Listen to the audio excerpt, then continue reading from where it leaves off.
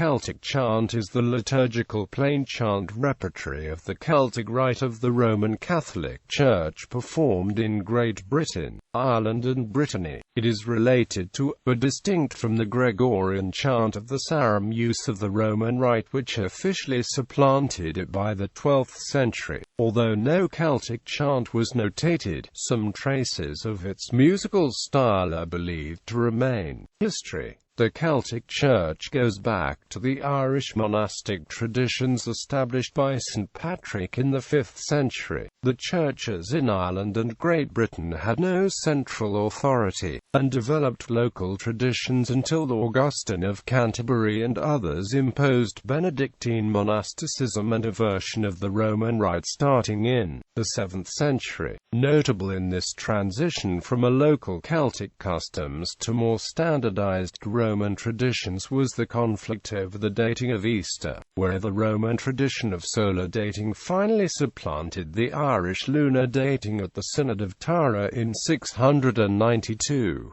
Over the next several centuries, versions of the Roman rite such as the use of Salisbury were gradually enforced in Brittany in the 9th century, Scotland in the 11th century, and in Wales, Ireland, and England in the 11th and 12th centuries.